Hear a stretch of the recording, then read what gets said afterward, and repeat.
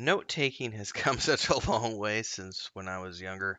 I love the fact that I can take my show notes on my phone as I'm reading through and cover things. Um, Welcome back, ladies and gentlemen. I'm Tim Anderson, aka Renfill, sometimes known as the Bearded Dwarven Princess, and this is the next episode of Mondays in Middle Earth, where I go back and read through The Hobbit, The Lord of the Rings, and The Silmarillion, mostly inspired by the Rings of Power show that is now out, to educate myself more on the topics being discussed around whether or not that show is being um, uh, respectful of the lore or not. And also because I hadn't read these books since 2000, 2001, way before the internet was where it is today, and we could actually research and discuss a lot of these topics. So it's been a journey of rediscovery for me, as well as a journey of discovery, as I've learned new things about the Lord of the Rings that I never knew before.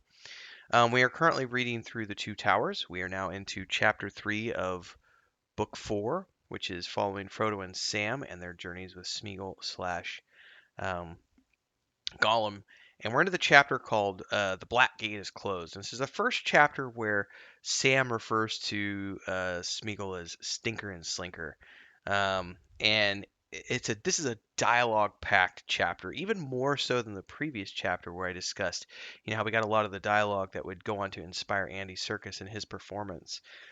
Um, this chapter is even heavier on the dialogue. It's a fairly compact chapter in the sense that it all takes place in a kind of one specific environment. So without further ado, let's get going. Before we do, though, however, shout out to all the supporters of the channel. Those of you who are here on a daily basis doing things like super thanks on uploaded videos, doing super chats and stickers on live streams. Those of you who are members of the Adventurers Guild, those of you who are members of the Patreon.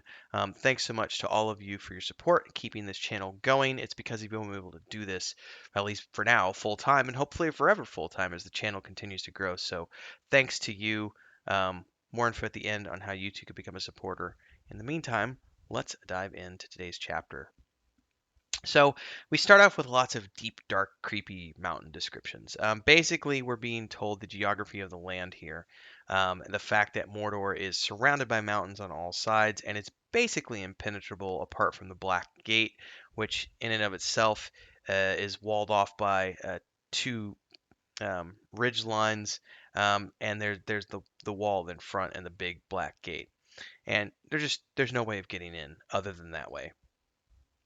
When they arrive, Smeagol says, "You told me to bring you to the gate, and I brought you to the gate. I told you you wouldn't be able to get past the gate, but you didn't want to listen to me. But here we are." Meh. Um, and this is the moment where Frodo's looking out and he's looking at it and he goes, "Well, yes, you're not wrong. Um, I don't have a choice though. I have to get into Mordor, so I'm gonna have to take this route because it's the only way for me to get in." And this is when Gollum freaks out because he didn't know that Frodo actually wants to take the ring into Mordor. He just knew that Frodo wanted him to bring him to the Black Gate, so the entrance to Mordor, and so he did. And Gollum freaks out here, and his dialogue is interesting because he's like, "If you take the ring to Mordor, he will take it and eat us all. He will eat the whole world." Um, he then gives a speech about how if you give it back to Smeagol, I will keep it safe and I will do lots of good, especially to nice hobbits. But Frodo responds, "I am commanded to go to the land of Mordor, and therefore I shall. And if this is the only way to take it into the land of Mordor, then I must take it, and whatever happens, happens." So he's resolute. I'm going to Mordor, and if this is the only way in, I guess we're just going to have to deal with that and figure out a way to get in past this gate.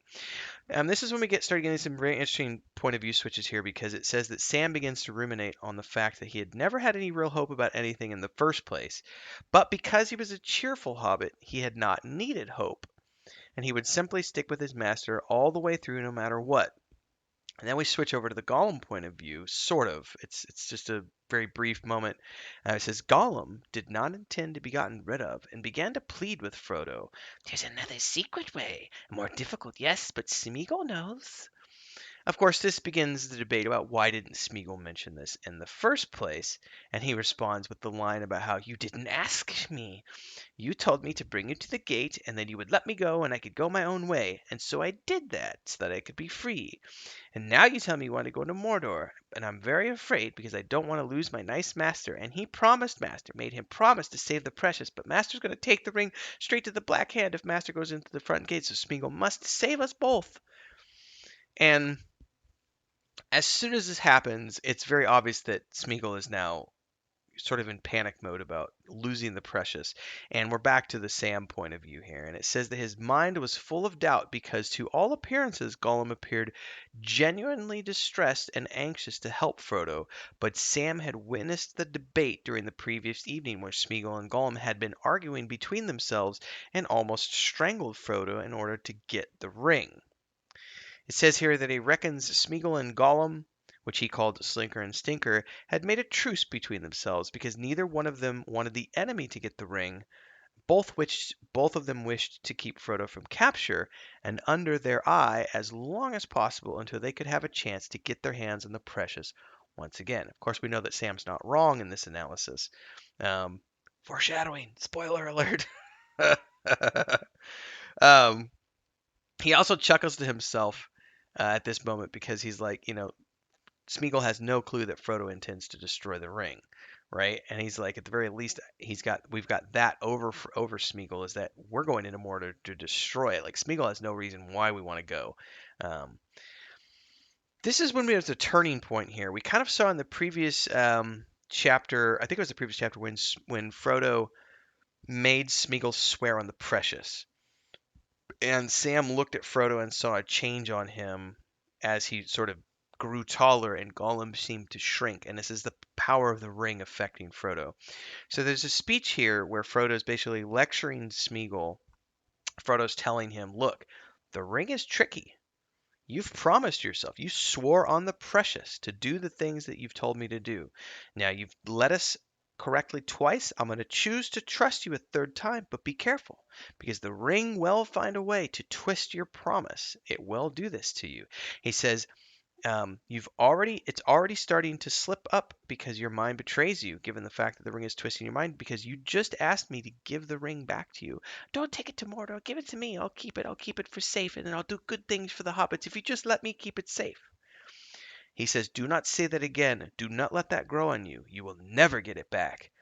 If I need to put on the precious, I will, and I will command you, and you would obey me, even if it were to leap from a precipice or cast yourself into a fire, and such would be my command if you betray me. So be careful, Smeagol.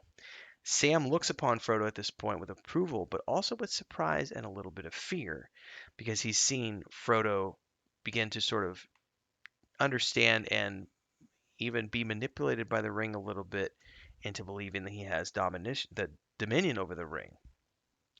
Um, of course, from here we get just lines and lines and lines and lines and lines of dialogue as um, Smeagol begins to explain the various ways into Mordor. And of course, everything comes down to this one pass, which we know leads to Cirith Ungol, which also leads to a certain surprise that we're familiar with. It's very fun dialogue towards the end because Frodo asks him if the way is guarded. And rather than answering, he's like, is the way guarded? How did you get out of Mordor? Did you escape or were you permitted to escape? And it says that he's like, because when Aragorn found you, and it says at the mention of Aragorn's name, Gollum gets all pissed off and says, I escaped all by my poor self. It was all me. And of course, there's the debate of whether or not he actually escaped or was he let to escape.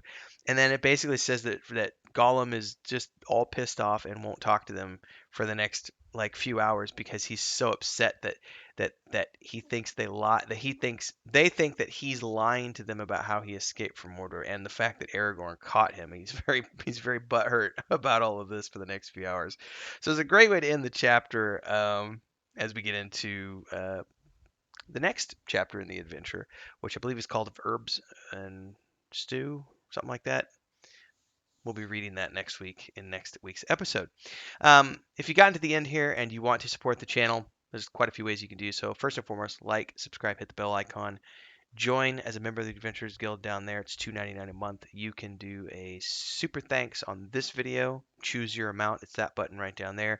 You can tune in during a live stream and do super chats and stickers that way, or you can go over to our Patreon page, patreon.com/Wandering Hermits. And of course, huge shout out to all the supporters who make this channel what it is and have kept me going for the past few months. Thanks so much for your support. Hope you're enjoying this episode and beyond. Don't forget to continue reading with us, and we'll see you in the next episode, everybody. Until then, cheers.